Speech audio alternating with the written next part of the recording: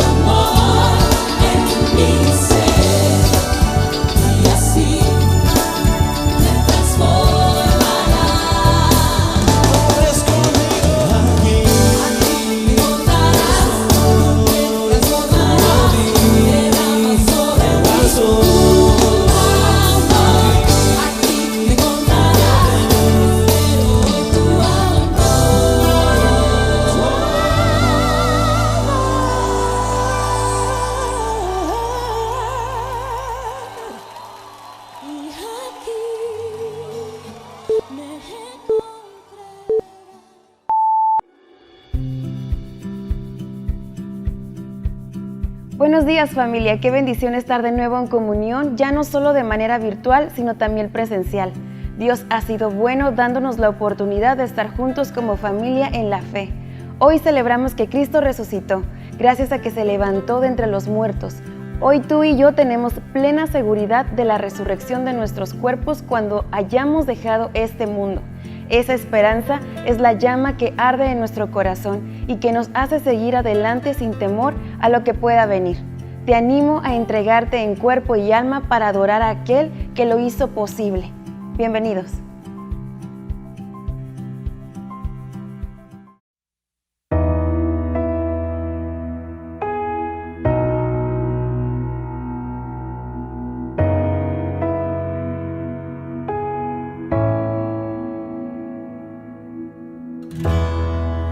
La luna entristeció, el sol se apagó, cayó el Salvador del mundo.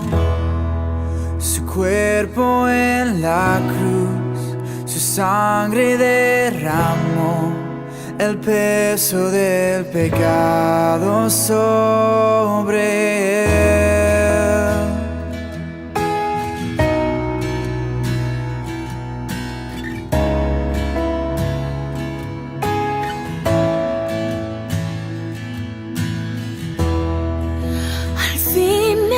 Suspiró, el cielo lo ignoró, el Hijo descendió en tinieblas, la guerra en el Sión, la muerte derrotó,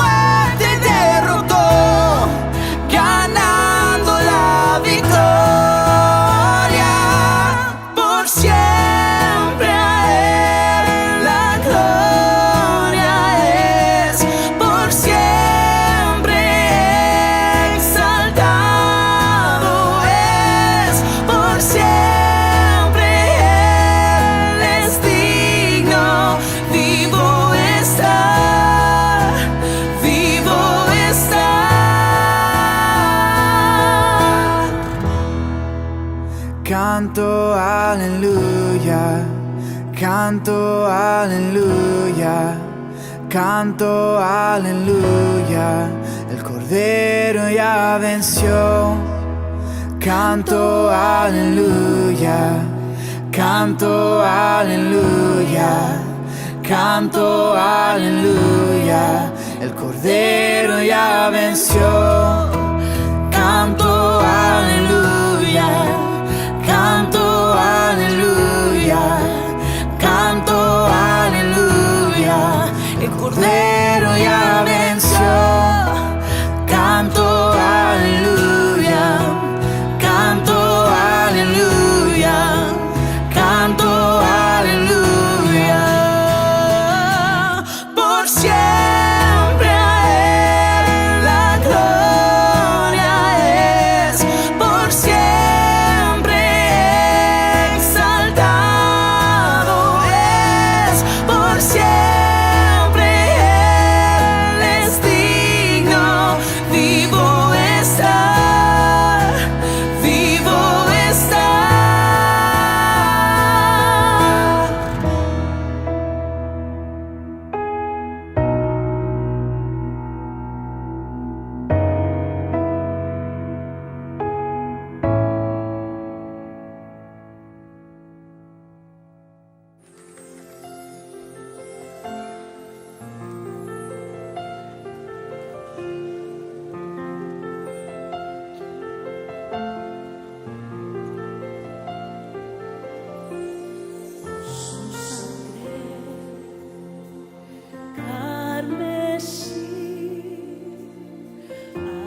Alto precio fue mi lugar, Él tomó nuestra esperanza, con la sangre de Cristo me lavó. La sangre que Cristo derramó, sacrificio que me rescató, si su sangre mi victoria es.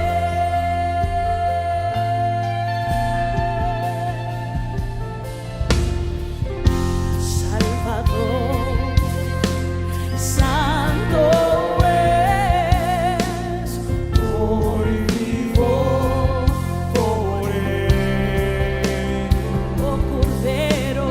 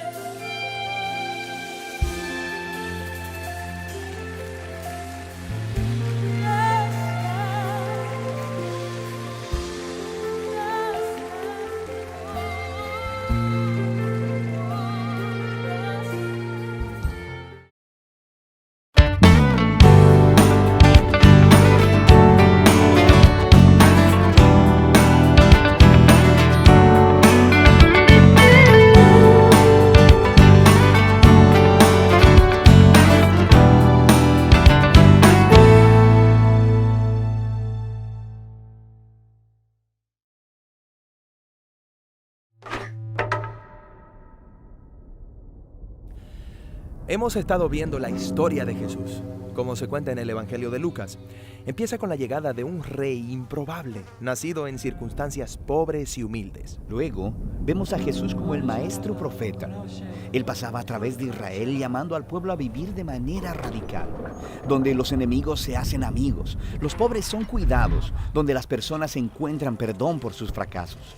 Él iba de ciudad en ciudad, invitando a la gente a seguirle y a vivir bajo el gobierno de Dios de una manera completamente diferente. Mientras hacía muchas señales y maravillas, muchos israelitas empezaron a tener esperanza de que Él liberaría a Israel de los romanos y establecería un nuevo reino de paz y justicia. En resumen, que Él traería el reino de Dios. Ahora, los líderes religiosos de aquel día también estaban esperando el reino de Dios, pero para ellos, el mensaje de Jesús era una amenaza. Sí, ellos esperaban ganar poder y prestigio cuando todo esto sucediera. Pero Jesús dijo que el reino de Dios pertenecía a los pobres, a los rechazados, y que el verdadero poder es servir a otros en amor. Este conflicto se intensificó cuando Jesús, mientras estaba en Jerusalén, interrumpió los sacrificios del templo y llamó a los líderes de Israel un grupo de rebeldes. Así que arrestaron a Jesús y lo acusaron de ser un rey rebelde delante de las autoridades romanas. Él fue entregado para ser ejecutado, aunque era inocente, pero luego fue sacado de la ciudad y condenado a muerte con acusaciones falsas. Esto nos lleva a la sección final del Evangelio de Lucas. Había un líder religioso llamado José, quien se oponía a la ejecución de Jesús y pidió que su cuerpo le fuera entregado para poder sepultar a Jesús en una tumba cercana. Luego, un par de días después, algunas mujeres que habían seguido a Jesús vinieron a visitar la tumba y la encontraron abierta y vacía. Se encontraron con estas figuras misteriosas que les dijeron que Jesús había resucitado de los muertos. Así que ellas huyeron aterrorizadas y nadie creyó lo que reportaron. O sea, Él no puede estar vivo. Todos lo vieron morir. Ahora, justo afuera de Jerusalén, había un par de seguidores de Jesús que estaban saliendo de la ciudad, viajando en el camino a una ciudad llamada Emaús. Y ellos estaban tristes y confundidos por todo lo que acababa de pasar. Luego Jesús se aparece caminando junto a ellos, pero ellos no saben que es Él. Sí, eso es extraño. ¿Por qué no podían reconocerlo? Es extraño, pero una imagen realmente importante para Lucas. Ellos, por alguna razón, están ciegos a Jesús. Así que Jesús les pregunta, ¿de qué están hablando? Y ellos empiezan a contarle acerca de Jesús, un poderoso profeta que ellos esperaban rescataría a Israel. Pero en lugar de eso, fue ejecutado. Algunas mujeres dicen que está vivo, lo que es una locura. Esto es demasiado. Nos vamos a casa. Así que Jesús intenta explicarles que esto es a lo que las escrituras judías habían estado apuntando todo el tiempo, que Israel necesitaba un rey que sufriría y moriría como un rebelde, a favor de los que en realidad son rebeldes, y que Él sería vindicado por su resurrección para que pudiera darle vida verdadera a aquellos que la recibieran. Pero esto todavía no tiene sentido, y están más confundidos que nunca. Lo que nos lleva a la escena cuando ellos se sientan a comer con Jesús. Él toma el pan, lo bendice, lo parte y se los da, justo como lo hizo en la última cena. Claro, esta es la imagen de su cuerpo quebrantado, su muerte en la cruz. Y es cuando toman el pan que ha sido partido, que sus ojos son abiertos para ver a Jesús, y Él desaparece. Y la escena termina. Esta es una historia acerca de cómo es difícil ver a Jesús por quien Él realmente es. Sí, esto es brillante. Quiero decir, ¿cómo pudo el poder real de Dios y su amor ser revelado a través de la vergonzosa ejecución de este hombre? ¿Cómo puede un hombre humilde convertirse en el rey del mundo a través de la debilidad y el autosacrificio? Esto es muy difícil de ver, pero este es el mensaje del Evangelio de Lucas. Requiere la transformación de tu imaginación para verlo y abrazar este reino completamente diferente de Jesús. El Evangelio de Lucas termina con Jesús y todos sus discípulos juntos en otra comida. Y todos están asombrados por su cuerpo resucitado. Quiero decir, Él sigue siendo humano, pero es mucho más. Sí, Él ha pasado a través de la muerte y salió al otro lado, una pieza de la nueva creación que caminaba y hablaba. Y luego Jesús les dice que Él les dará el mismo poder divino que lo sostuvo a Él, para que ellos puedan ir y compartir las buenas nuevas del reino de Dios con otras personas. Después de eso, Lucas nos dice que Jesús fue llevado al cielo, lo que es una salida genial y todo, pero ¿por ¿por qué desaparecer en el cielo? En el Antiguo Testamento, los cielos son el lugar del trono de Dios. Están por sobre todo. Así que esta es la manera de Lucas de mostrarnos que Jesús ha sido entronado como el Rey divino de todo el mundo. Sus seguidores se quedan en Jerusalén, adorando a Dios y Jesús, esperando por este nuevo poder. Y aquí es donde el Evangelio termina. Ahora Lucas escribirá acerca de cómo reciben este poder y llevan las noticias por todo el mundo. Y de esto se trata su segundo volumen, el Libro de Hechos.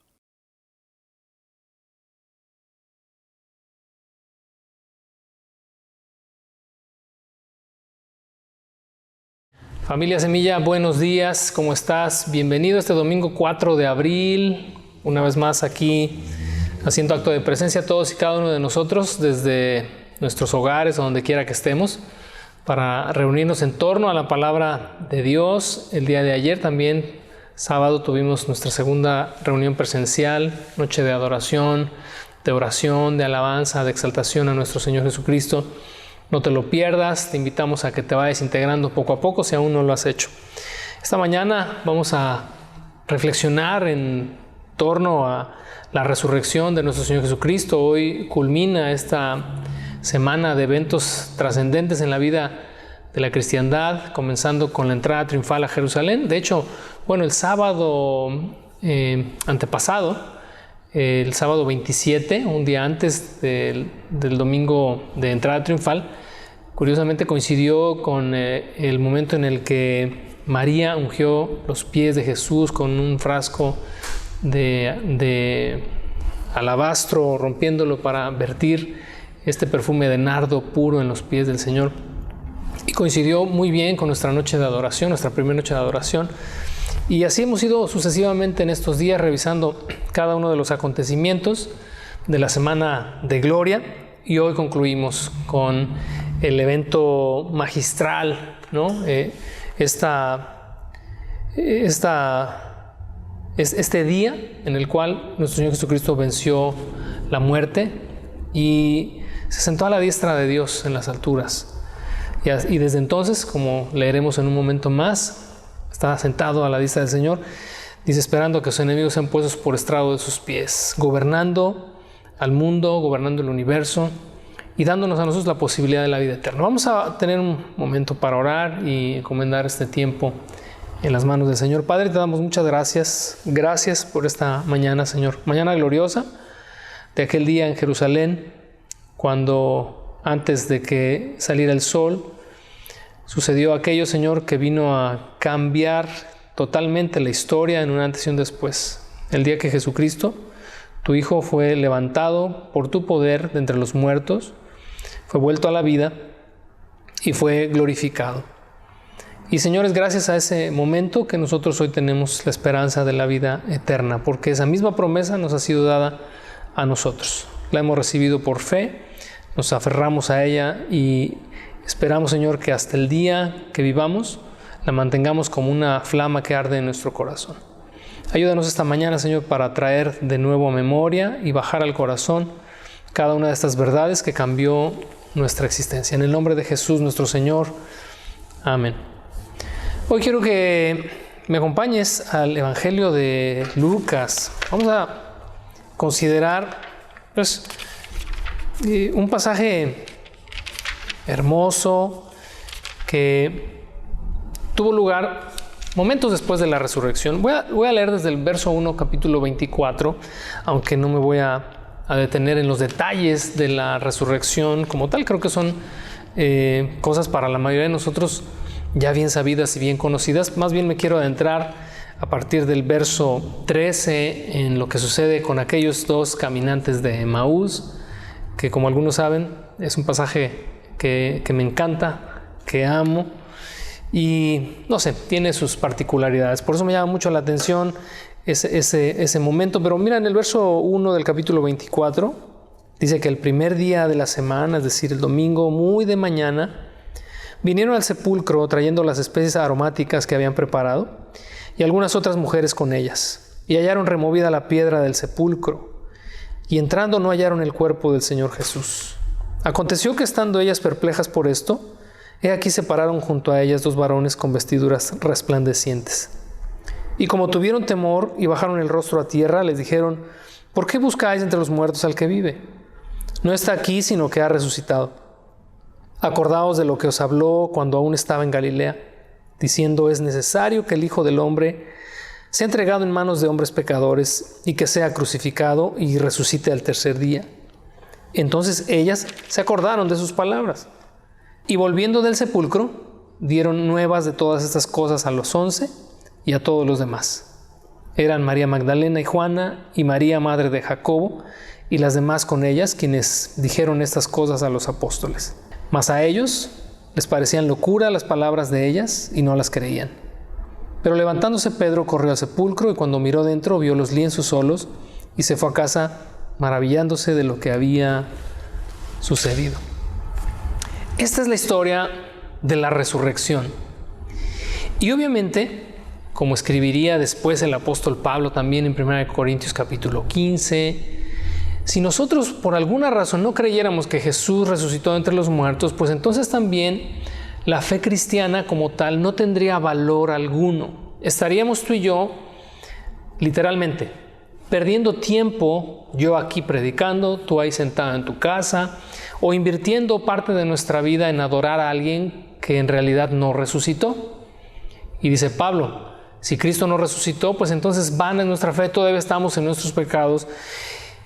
Y lo que es peor, no tendremos esperanza de vida eterna. Y si Cristo no resucitó, pues entonces dice: tampoco los muertos resucitan. En otras palabras, si esto no es un hecho real, tú y yo no tenemos ninguna posibilidad de que después de que muramos volvamos a abrir nuestros ojos en esta dimensión espiritual en la cual esperamos por la fe encontrarnos con Dios y con aquel que dio su vida por nosotros. Así que eso es un asunto de fe. En más de una ocasión, y creo que ha sido mi reflexión los últimos meses, en cuál es el objetivo en la vida cristiana. Y el objetivo, no quiero obviamente decir con esto que no tengo claro cuál es el objetivo de la vida cristiana. Hay muchas cosas que conllevan una vida de fe: la obediencia a Dios, guardar su palabra, amar al prójimo, entre muchas otras cosas. Pero creo que la médula de la vida cristiana es guardar la fe, mantener la fe viva hasta el día que tú y yo muramos. Es lo que la Escritura llama la perseverancia, mantenernos firmes en un solo lugar sin movernos. Una de las estrategias del mal en contra del creyente básicamente es hacerle perder la fe, extraviar la fe o apagar la fe. Cuando el apóstol Pablo habla acerca de la armadura del creyente, hace referencia al yelmo de la salvación, al escudo, a la coraza, y todo esto tiene que ver con defendernos, dice, de aquello que busca apagar nuestra fe. Dice, con que podamos apagar los dardos de fuego del maligno. Y los dardos de fuego tienen que ver con llevarnos en algún momento, ya sea a través de la aflicción, de la crisis o de cualquier otra circunstancia, o incluso a través, fíjate, de los buenos tiempos, a olvidarnos de Dios y a perder la fe y a considerar que quizás la vida cristiana pues no es lo que hemos pensado, no es lo que hemos creído. Así que la vida de fe es precisamente eso, salvaguardarla como una antorcha encendida que se nos da y que se nos pide se mantenga viva hasta el día que entreguemos el Espíritu. Vamos al verso, te decía, 13 de Lucas 24 y vamos a hacer una reflexión acerca de esos caminantes de Emaús. El tema de hoy es revelación progresiva o la revelación progresiva del Cristo resucitado. Me gustaría que nos identificáramos tú y yo con estos dos discípulos de Jesús, de los cuales solamente tenemos el nombre de uno, se llamaba Cleofas, pero estos al parecer convivían mucho con los 11 discípulos, con las mujeres que referimos anteriormente, María Magdalena, Juana, María la madre de Jacobo y otras mujeres más.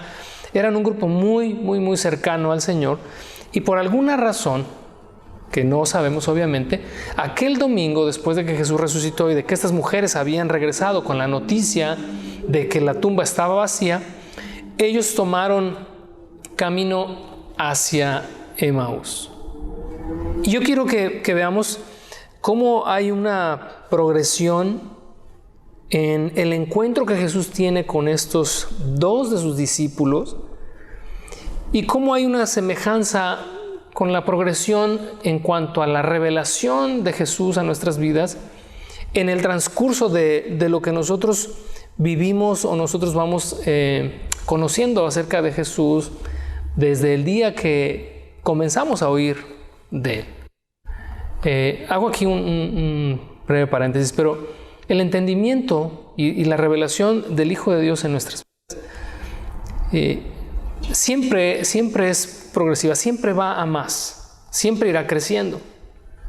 Tú conociste a Jesús tal vez hace un año, hace 2 meses, hace 10 años, hace 20 años, y estoy seguro que la comprensión que hoy tienes de Él, la relación que hoy tienes con Él no es la misma de la que tuviste al principio.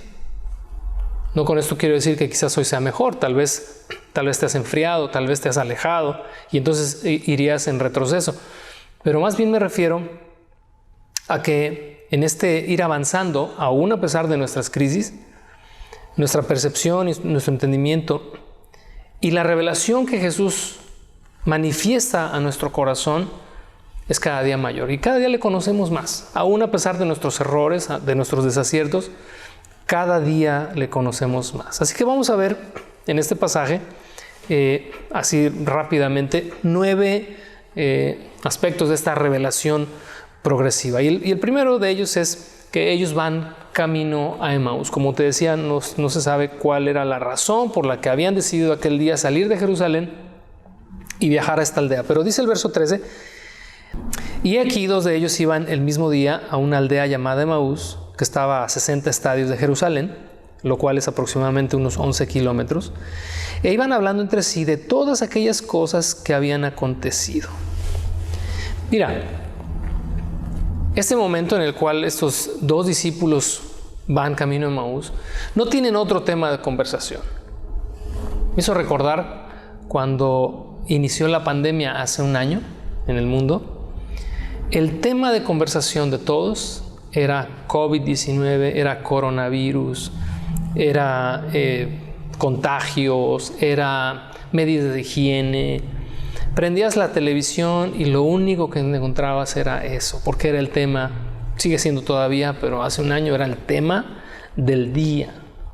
Estábamos, muchos de nosotros, yo recuerdo, llegamos a un punto de decir, ya no quiero saber nada de esto, ya no me menciones, no quiero oír COVID, no quiero oír esto, no quiero el otro, porque fue un tema demasiado recurrente. Bueno, así sucede cuando algo se vuelve importante o relevante. Esos 2 discípulos caminando a Emaús, y el tema de ese día y el tema de ese fin de semana fue que Jesús, aquel que ellos consideraban un gran profeta, su maestro en el cual habían ellos albergado la esperanza de que fuera el Redentor de Israel, había muerto. Y además de eso, unas mujeres que fueron al sepulcro encontraron el sepulcro vacío y hablaron de esta aparición de estos ángeles que dijeron que Jesús había resucitado. Pues tenía que ser el tema en cuestión. Y entonces, imagínate que esto pudiera ser una referencia o más bien simbolizar el tema, nuestro tema como creyentes. Nuestro tema siempre está en torno a Dios. Creo que entre creyentes siempre nuestras pláticas giran en torno a Dios, sale un tema, sale otro, sale una plática, sale una pregunta, pero nuestras pláticas desde que conocimos al Señor para acá, desde que comenzamos a leer la palabra, giran en torno a Dios. Ahora, en el verso 15, este segundo punto de la revelación progresiva es que Jesús se acercó a ellos. Dice el verso 15, sucedió que mientras hablaban y discutían entre sí, Jesús mismo se acercó y caminaba con ellos. Como te decía hace un momento, y sé que lo he repetido en muchas ocasiones, ahí me disculpas, este es uno de mis pasajes favoritos de toda la Biblia. Porque era el día que Cristo había resucitado.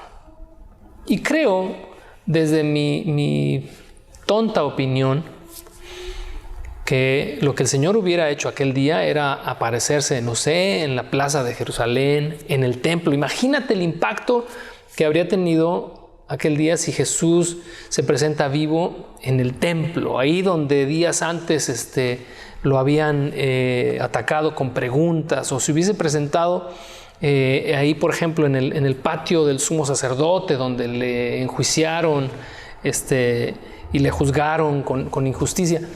Imagínate el alboroto que habría sucedido en Jerusalén. Sin embargo, Jesús, en ese día glorioso, se tomó el tiempo para acercarse a estos dos de sus discípulos. No era Pedro ni Juan, era Cleofas y era un desconocido. Digo desconocido para nosotros en cuanto a su nombre, pero eran estos dos discípulos de los cuales nunca más volvemos a saber de ellos. Pero se toma el tiempo para acercarse en el camino en el que ellos van, un camino de 11 kilómetros que les habría tomado 2, 3 horas tal vez, no sé, por lo menos 2 horas de camino.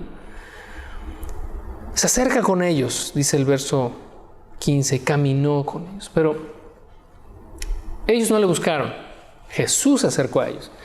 Y creo que una de las cosas que sucede en cuanto a la revelación de Dios hacia nosotros, siempre es así, es que nunca nace en la iniciativa del hombre el buscar a Dios y el acercarse a Dios. Dios se acerca a nosotros porque Él se quiere dar a conocer, porque Él quiere que tú y que yo le conozcamos cada día más. Quizás tú que estás escuchando esta reflexión jamás has tenido un encuentro con Dios, ni siquiera tal vez has abierto algún día la Biblia, este pasaje es totalmente nuevo. Bueno, considéralo como un acercamiento de parte de Dios hacia ti. Por alguna razón estás escuchando o viendo esto. Jesús se está acercando para platicar contigo, así como lo hizo aquel día con estos dos. El tercer punto en la revelación progresiva es que ellos no identifican que es Jesús. En el verso 16 dice, mas los ojos de ellos estaban velados para que no le conocieran. Intencionalmente, y obviamente entendemos que esto fue algo que el Señor mismo provocó, los ojos de ellos estaban velados para no reconocer que era Jesús.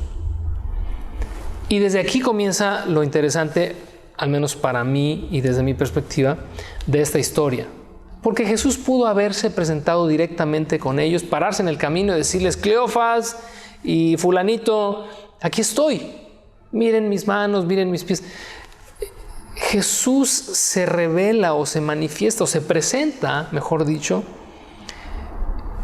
como un anónimo, como un desconocido. Y esto me habla un poquito, me habla del sentido del humor del Señor. Yo veo en este pasaje, como en casi ningún otro en toda la Escritura, un sentido del humor del Señor muy particular. Porque quiere caminar con ellos, quiere platicar con ellos, quiere invertirles 2, 3 horas, 4, porque veremos más adelante, se sentó con ellos a cenar, etc. Y quiere dialogar con ellos, pero ellos no saben que es Jesús. Cuando Dios comienza a revelarse en la vida de una persona, la persona no identifica que es Dios. A veces pensamos o solemos pensar que nosotros nos acercamos al Señor, pues es que comencé a tener ganas de venir a la iglesia, o ya tengo un mes que determiné ver la programación, por ejemplo, de Semilla Ensenada, o acercarme a una congregación para escuchar la palabra como si fuera esa iniciativa propia. Pero no nos estamos dando cuenta que Dios, a través de todas las circunstancias y en el anonimato, se comenzó a manifestar y a revelar a nuestras vidas. Quizás lo que te hace que te acerques, o lo que te hizo que te acerques, o está haciendo que te acerques a Dios, es alguna dificultad, es algún problema, es alguna situación difícil. Bueno, ese es el anonimato de Dios, o pudiera ser el anonimato de Dios, para darse a conocer a ti. Y entonces vemos pues en el verso 16 que ellos no saben que es Jesús porque los ojos de ellos estaban velados. Ahora, el cuarto punto es que la percepción o la concepción que ellos tenían acerca de Jesús, a pesar de que eran sus discípulos, era un concepto muy limitado acerca de quién era Jesús. Vamos a leer verso 17 en adelante, dice, y les dijo, hey, ¿qué pláticas son estas que tienen entre ustedes mientras caminan? ¿Y por qué están tristes? Respondiendo uno de ellos, que se llamaba Cleofas, le dijo, ¿eres tú el único forastero en Jerusalén que no ha sabido las cosas que en ella han acontecido en estos días? Entonces él les dijo, ¿qué cosas? Te digo que me encanta el sentido del humor del Señor. Y ellos le dijeron, pues de Jesús Nazareno, que fue varón, profeta, poderoso en obra y en palabra delante de Dios y de todo el pueblo, y cómo le entregaron los principales sacerdotes y nuestros gobernantes a sentencia de muerte y le crucificaron. ¿Qué cosas? Híjole, ¿qué daría yo por haber sido uno de estos caminantes de Emaús? Porque estás con el mismo Señor y Él hace como que no sabe, y Él hace como que no es, y más adelante Él hace como que va más lejos. El anonimato. ¿Y de qué están hablando? Y ellos, ay, eres el único que no está enterado de todo, pues porque como te digo, era el tema del día. Pero la percepción que estos discípulos, fíjate, ya habían caminado con Él, ya habían andado con Él, eran sus seguidores, eran sus aprendices, es lo que significa discípulo, pero lo definen o lo describen a Él en el verso 19 como un varón profeta, poderoso en obra y en palabra delante de Dios y delante del pueblo. Hasta este punto pareciera que la revelación del Hijo de Dios no ha sido plena en ellos. Aún no le consideran el Hijo de Dios, el Mesías, el Salvador del mundo. Para ellos es un profeta poderoso en palabra y en obra, es decir, tenía la capacidad de hablarnos de parte de Dios, pero también tenía la capacidad de hacer señales increíbles porque Dios estaba con él. Pero no era la revelación a plenitud la que había bajado todavía a su corazón. Y esto entonces, pues creo que es el caso, pudiera ser el caso de muchos de nosotros, que cuando comenzamos nuestro caminar con Cristo, es como aquella ocasión, fíjate, en la que Jesús le preguntó a los discípulos, hey, ¿quién dice la gente que soy yo? No, pues unos dicen que eres Elías, otros dicen que eres un profeta, etcétera, etcétera, ¿no? Y Jesús les dijo, hey, pero ¿quién dicen ustedes que soy yo? ¿Quién soy para ustedes? 11 guardaron silencio y solamente Pedro, por revelación del Espíritu Santo, le dijo, tú eres el Cristo, el Hijo del Dios viviente.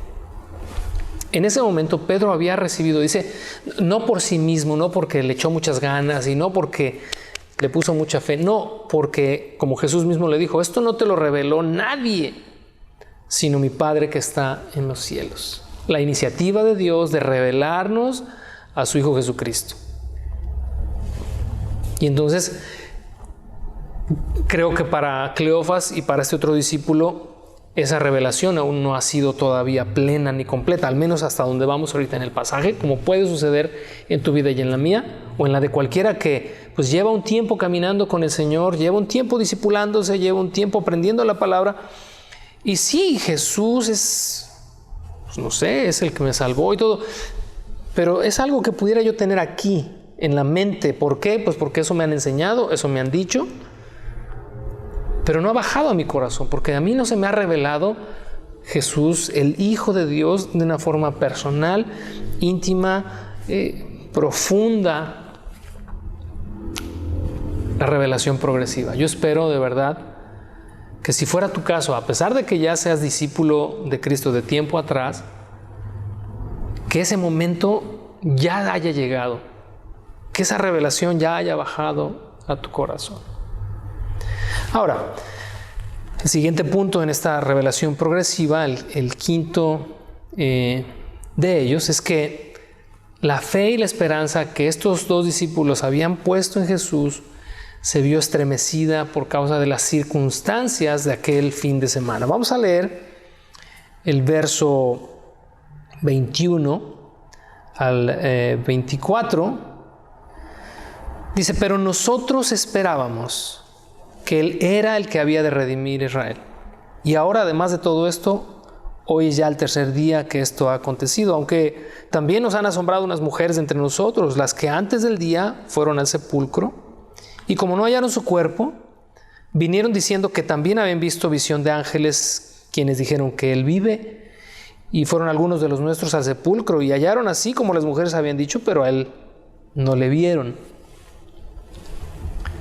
Uno supondría que estos dos discípulos habían creído lo que las mujeres habían visto, habían escuchado de los ángeles, y que en su corazón estaba la convicción de que Jesús había resucitado. Sin embargo, no es así. Porque ellos van en el camino a Emaús y acuérdate, van tristes, van hablando de las cosas que habían sucedido ese fin de semana, y además de eso, en el verso 21 dice, nosotros esperábamos que Él era el que había de redimir a Israel. En otras palabras, el día que vieron a su maestro en la cruz, ahí también murió la esperanza y la fe de estos dos. Y entonces me hace pensar y obviamente hacer una aplicación en cuanto a la experiencia del creyente a través de los momentos de crisis. Como te decía hace un momento, la médula de la vida cristiana es guardar la fe, mantener la fe hasta el final.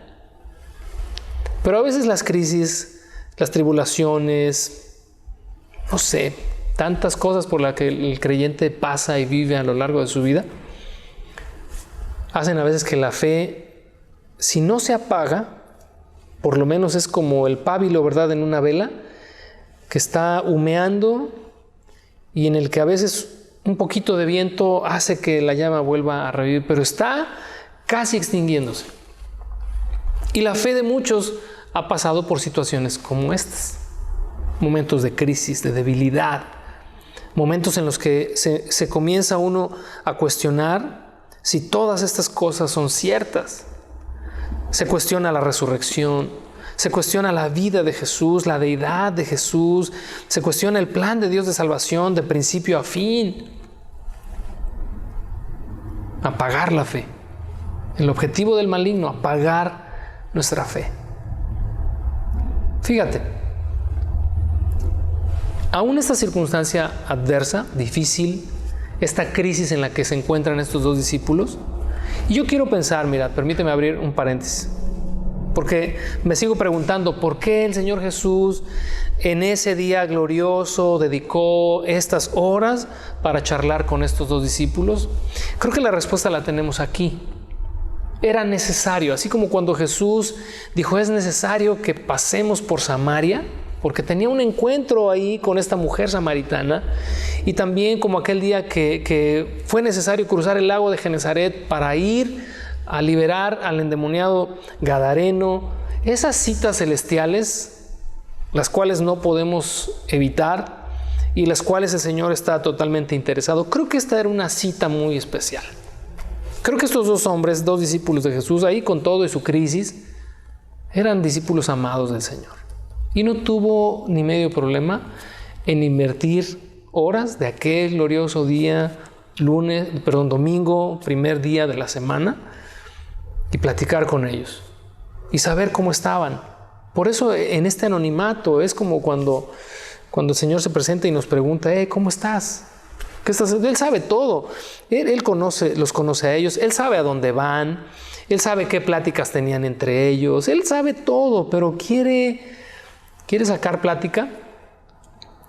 Porque precisamente así como con la mujer samaritana también le preguntó cuántos maridos tienes, trae tu marido, y él dijo, pues no, ella dijo no tengo marido, pues Jesús ya sabe todo. Pero busca estos momentos para platicar con nosotros y sacarnos de nuestra crisis, sacarnos de nuestra situación, sacarnos de nuestra condición de letargo, de sueño, de apatía, de indiferencia. Y entonces en el verso 25 viene el siguiente punto de la revelación progresiva, y es la enseñanza del Maestro. El sexto punto de esta revelación progresiva es la enseñanza del Maestro. Y es una exhortación, mira, comienza más bien con una exhortación. La enseñanza comienza con una exhortación. El verso 25 dice, entonces Él les dijo, oh insensatos y tardos de corazón para creer todo lo que los profetas han dicho. ¿No era necesario que el Cristo padeciera estas cosas y que entrara en su gloria? Y comenzando desde Moisés, es decir, Génesis, Éxodo, Levítico, Números y Deuteronomio, y siguiendo por todos los profetas, Isaías, Jeremías, Lamentaciones, Ezequiel, Daniel, etc., les declaraba en todas las escrituras lo que de él decían. Les declaraba en todas las escrituras lo que de él decían. Yo, como te decía, supongo que fueron 2 horas de camino, 11 kilómetros, un par de horas. Pero seguramente esta plática se extendió más, igual, y por ahí se pararon a descansar un ratito y se sentaron. Y Jesús, imagínate, dice que comenzó desde Moisés y fue por los profetas. O sea, eso no lo haces en 15 minutos. Mira, yo aquí apenas en medio capítulo de Lucas, ya llevamos casi media hora. Imagínate comenzar a hablarles Jesús, enseñarles, hey, tengo que reforzar la fe. Y la fe viene por oír la palabra de Dios. La fe de ellos, recuerda, se está apagando, están en una crisis. Es necesario inyectar la fe, avivar la fe. Primero con una exhortación, porque les dice, insensatos, son ustedes unos necios y unos incrédulos, tardos de corazón para creer todo lo que los profetas han dicho. ¿Por qué? Porque esto que sucedió estos días era necesario, porque así está escrito. Y por si han olvidado lo que está escrito, entonces dice que comenzó desde Moisés, imagínate, se fue hasta Génesis, y luego pasó por Éxodo y Levítico y Números y Deuteronomio, y les mostró lo que ahí está escrito acerca del Hijo de Dios. Y luego se fue a los profetas y tomó quizás a Daniel, a Isaías. Y imagínate haberles abierto el entendimiento en cuanto a lo que la Escritura decía de él. Imagínate Isaías 53. Y entonces, aunque no hemos llegado a ese punto, el corazón de estos hombres comenzó a latir muy fuerte. La fe pareciera que volvía otra vez. La esperanza que había muerto 2 días antes, aquel viernes que Jesús murió, parecía que volvía otra vez esta llama a acrecentarse. Y entonces, después de eso, después de que su corazón comienza a latir otra vez, el punto número 7 de esta revelación progresiva del Cristo resucitado es que Jesús es invitado a quedarse con ellos. El verso 28 y 29 dice, llegaron a la aldea a donde iban, es decir, a Emaús, y él hizo como que iba más lejos. Me encanta esto, lo tengo subrayado en mi Biblia. Nunca dejaré de hacer mención de esta pequeña sección del capítulo porque me encanta. Él hizo como que iba más lejos. Mas ellos dicen, le obligaron a quedarse. Y en el le obligaron a quedarse es porque él realmente hizo como que iba más lejos. Y ellos le dijeron, quédate con nosotros porque se hace tarde y el día ya ha declinado.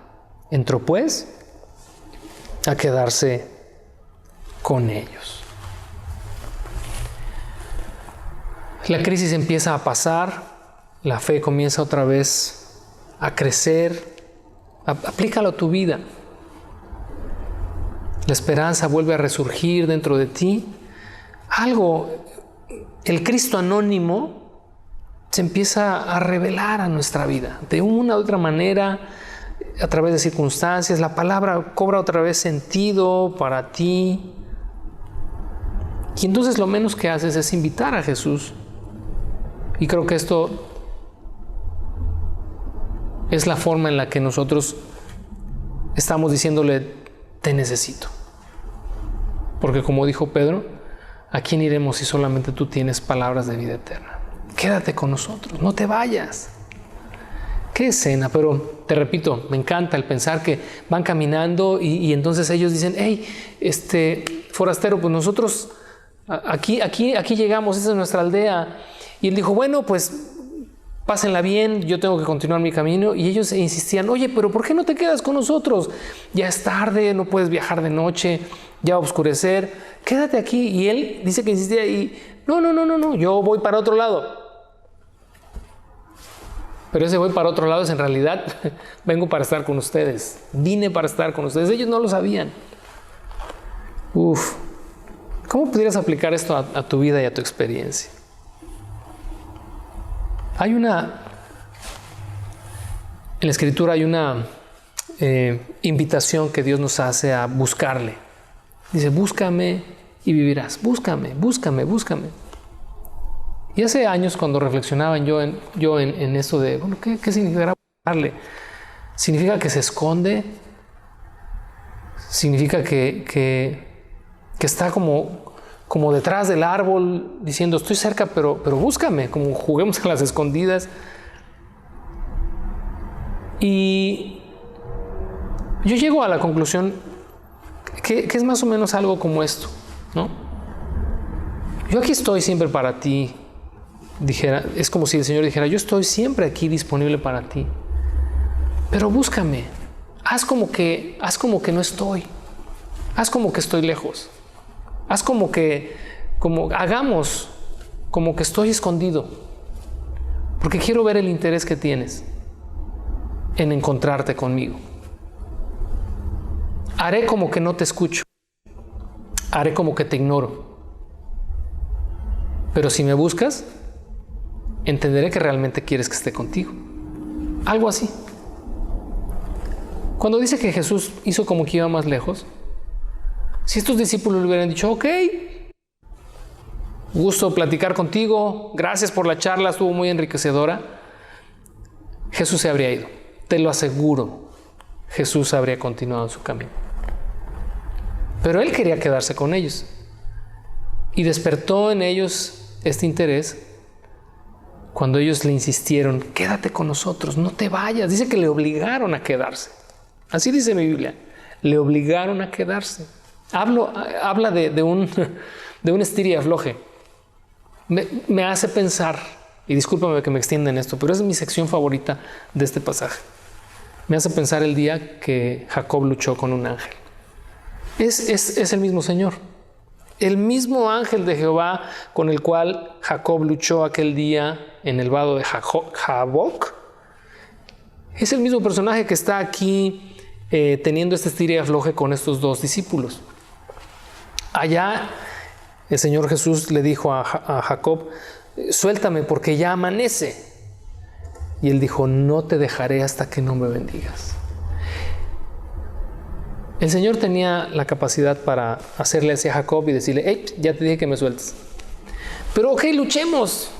Hagamos como que eres tan fuerte como yo. Hagamos como que me zafo y como que te vuelves a aprender de mí. Quiero saber cuánto interés tienes realmente en conocerme, en tener comunión conmigo. Ahí te lo dejo. Ahí me lo dejo. El octavo punto de esta revelación progresiva del Cristo crucificado y resucitado es que Jesús se revela en la comunión. En el verso 30 y 31, ya vamos a terminar, dice que aconteció que estando sentado con ellos a la mesa, tomó el pan y lo bendijo y lo partió y les dio. Esto representa la comunión, la relación entre Jesús y estos dos discípulos. Dice entonces, verso 31, les fueron abiertos los ojos y le reconocieron, mas él se desapareció de su vista.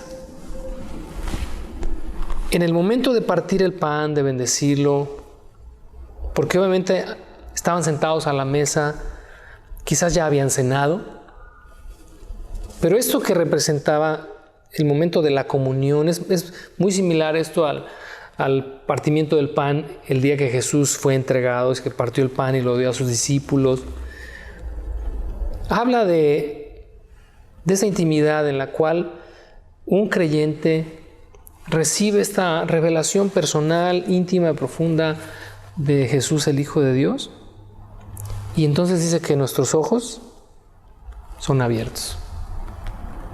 Nuestros ojos, los ojos de nuestro entendimiento son abiertos a una realidad que no podíamos nosotros ver y que no podríamos percibir por nosotros mismos. ¿Te das cuenta cómo es progresivo, cómo va avanzando, cómo va creciendo? Yo no sé en qué punto te encuentres tú, quizás estás pues en el punto 1, ¿no? Vas apenas camino de Emaús. Pero confiamos que confiamos que en algún momento el Señor se va a revelar cada día más y más y más y más a nuestras vidas, aun cuando estemos quizás atorados por ahí en una crisis, en una situación difícil, en un bache en nuestra vida. A los que aman a Dios todas las cosas les ayudan a bien. Terminamos con la revelación progresiva. El punto 9 es el gozo de la revelación. Creo que nada trae más gozo a la vida de un creyente que el momento en el que Jesús se revela y se manifiesta tal cual es a nuestras vidas. Dice los versos 32 al 35. Se decían en uno al otro: ¡Ey! ¿No ardía nuestro corazón en nosotros mientras nos hablaba en el camino y cuando nos abría las Escrituras? Y levantándose en la misma hora, volvieron a Jerusalén. Imagínate, iban de regreso otras 2 horas de camino. Dice, y hallaron a los 11 reunidos y a los que estaban con ellos, que decían: ¿ha resucitado el Señor verdaderamente? Y ha aparecido a Simón. Y dice, entonces ellos contaban las cosas que les habían acontecido en el camino y cómo le habían reconocido al partir el pan. El gozo de la revelación. El testimonio de las mujeres para ellos no fue suficiente. Ellos necesitaban su propia experiencia con el Cristo resucitado. Vamos a terminar con esto. Poco y a veces nada nos sirve la experiencia de nuestro hermano, de nuestra hermana en la fe, del pastor, de quien sea. No nos sirve de nada. O de muy poco que Cristo se revele a otras personas. Cada uno de nosotros necesitamos nuestra propia experiencia con Dios. Que no conozcamos a Dios por lo que terceros nos han dicho y que no vivamos de experiencias ajenas. Cuando Job, siendo un hombre intachable, íntegro, recto, como ningún otro en la tierra, vivió su experiencia personal con Dios al final de su libro, no pudo menos que exclamar y decir: de oídas te había oído, mas ahora mis ojos te ven. En otras palabras, he vivido de lo que me han dicho. Mi fe, y vaya que era una fe firme, y era una confianza y era una rectitud impecable, pero era en base a lo que alguien más le había dicho de Dios. Pero en ese momento, en los últimos capítulos del libro de Job, él tiene su propia experiencia con Dios y él entonces exclama y dice: mas ahora mis ojos te ven. Pidamos a Dios que se revele. Y yo te aseguro, de hecho esto mismo que está pasando ahorita es parte de lo que Dios quiere hacer contigo, revelarse a ti. Ahora, ¿cómo vas a responder? ¿Qué le vas a decir? ¿Le vas a decir: bueno, pues gracias por la palabra de hoy, puedes continuar tu camino? ¿O le vas a decir: quédate por favor con nosotros? Y en esa comunión tus ojos serán abiertos.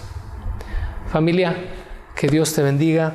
Disfrutemos lo que resta de este domingo y no dejemos de recordar que nuestro Señor Jesucristo venció y que Él venció la muerte para que tú y yo hoy podamos tener también la esperanza, la misma esperanza y la misma confianza de que un día seremos levantados de la tumba.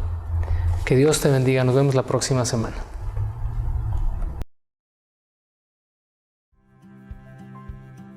A partir del próximo domingo iniciamos con una nueva serie. Ahora nos adentraremos en el maravilloso libro de Job. Creemos que será una oportunidad magnífica para que quienes aún no conocen al Señor lo puedan hacer por medio de esta increíble escritura. Comparte las reuniones virtuales con tus amigos, familiares o todo aquel que Dios ponga en tu camino. Seremos muy intencionales en cuanto al contenido, pensando en ti como parte de la iglesia y en los que aún no lo son. Hay 3 libros en la Biblia que se conocen como los libros sapienciales: Proverbios, Eclesiastés y Job. El primero, Proverbios, nos mostró que Dios es sabio y justo. Aprendimos que Dios ha ordenado el mundo para que sea justo, los rectos sean recompensados y los malvados sean castigados. En otras palabras, obtienes lo que mereces. Pero luego encontramos al Eclesiastés, quien nos indica que las personas no siempre obtienen lo que merecen. Él dijo que el mundo no siempre es justo. La vida es impredecible y difícil de entender, tal como el humo. Esto hace que te preguntes, ¿es Dios sabio y justo? Exactamente. Esa pregunta se explora en el último libro de sabiduría, Job. Vayamos allá. Job comienza con una extraña historia que tiene lugar en los cielos, los cuales son descritos como algo parecido a un centro de comando celestial. Dios está allá con unas criaturas angelicales llamadas los hijos de Dios. Todos se están reportando ante él. Dios señala a un hombre llamado Job, su siervo, mostrando cuán justo y bueno es. Luego, una de esas criaturas angelicales se acerca. En el hebreo se le conoce como Satanás. Satanás, ¿quién es él? Esta palabra es en realidad un título que literalmente significa el adversario. De todo este grupo, él es el que está cuestionando la manera en que Dios está gobernando el mundo. Él propone que Job podría en realidad no amar a Dios y que solamente es una buena persona porque Dios lo recompensa. Si Dios le quitara a Job todas las cosas buenas que le ha dado, entonces vería cómo es su verdadero ser. Así que piensa que Job solo está siguiéndole la corriente al sistema. Exactamente. Tal vez solo está obedeciendo para conseguir lo que quiere. Dios accede a este experimento y le permite a Satanás que haga sufrir a Job. Job pierde todo y a todos los que ama. Es devastador. Recuerda, él no merece nada de esto. Dios mismo lo dijo. Lo asombroso es que en medio de todo este sufrimiento, Job aún alaba a Dios. Por lo menos en los capítulos 1 y 2. Pero luego en el capítulo 3 descubrimos cómo en realidad se está sintiendo en su interior. Él expresa este poema que revela su devastación. Es una larga y elaborada maldición al día que nació. Después de esto, algunos de los amigos de Job vienen a visitarlo y a ofrecerle su ayuda. Todos ellos dicen cosas como, Job, tú debiste haber hecho algo muy malo para merecerte esto. Después de todo, sabemos que Dios es justo y sabemos que este mundo está ordenado según la justicia y rectitud de Dios, así que debes estar recibiendo lo que mereces. En los siguientes 34 capítulos, los amigos y Job vienen y van, utilizando una poesía hebrea bastante densa. Sus amigos siguen especulando sobre el por qué Dios le habría mandado tal sufrimiento. Incluso comienzan a inventar listas de pecados hipotéticos que Job debió haber cometido. Pero después de cada acusación, Job defiende su inocencia. Y Job es inocente. Sí, lo es. Él también está en una montaña rusa de emociones. En algunos momentos él está muy seguro de que Dios sigue siendo sabio y justo. Pero en otros momentos, él pone en duda la bondad de Dios. Incluso llega a acusar a Dios de ser descuidado, injusto y corrupto. Para el final del diálogo, Job demanda que Dios venga en persona y se explique a sí mismo, y Dios lo hace. Él viene en forma de una gran nube de tormenta. Dios no le da a Job una respuesta directa. Él no le cuenta a Job sobre la conversación con Satanás. Él hace algo muy diferente. Él lleva a Job en un recorrido virtual por el universo. Le muestra a Job cuán grandioso es el mundo. Le pregunta a Job si es capaz de gobernarlo o de entender tan solo por un día. Le muestra a Job cuánto detalle tiene el mundo, cosas que podemos ver todos los días que no entendemos, pero Dios sí. Él los conoce íntimamente. Él le pone atención a la belleza y al funcionamiento del universo en maneras que nunca hemos imaginado y en lugares que jamás veremos. Para concluir, Dios le muestra a Job dos majestuosas bestias y presume de lo magníficas que son. Sí, son peligrosas. Digo, te matarían sin siquiera pensarlo. Dios dice que no son malvadas, en realidad son parte de su mundo bueno. Y eso es todo. Esa es toda la defensa de Dios. Es un poco extraño. ¿Qué es lo que está pasando?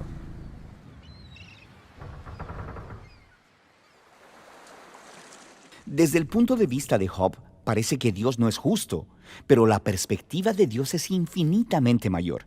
Él está interactuando dinámicamente con toda la complejidad del universo cuando toma sus decisiones. Esto es a lo que Dios llama su sabiduría.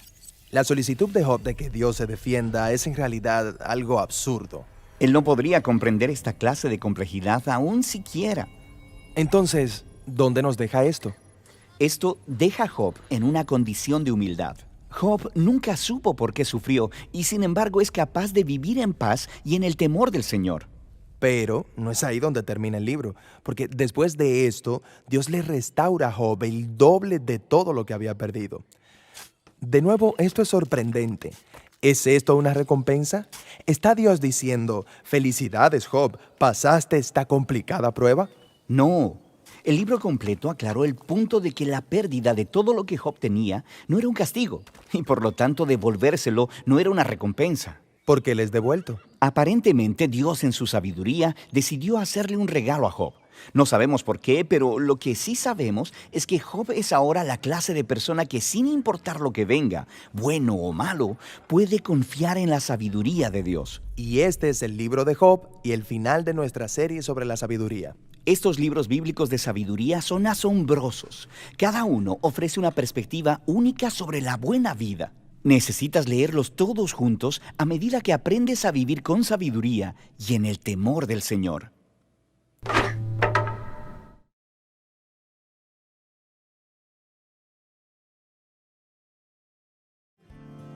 Ofrendar no es una forma de obtener favores de Dios, es más bien el reconocimiento y la gratitud por todo lo que de Él ya hemos recibido.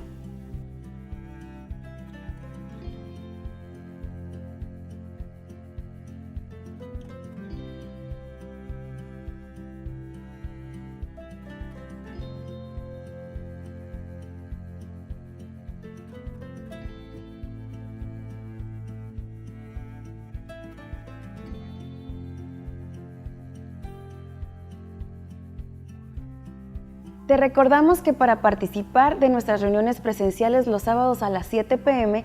es necesario notificarlo al correo que aparece en pantalla. Sabemos que no es algo cómodo de hacer, sin embargo, debemos limitarnos a recibir la cantidad de personas que las autoridades nos permiten.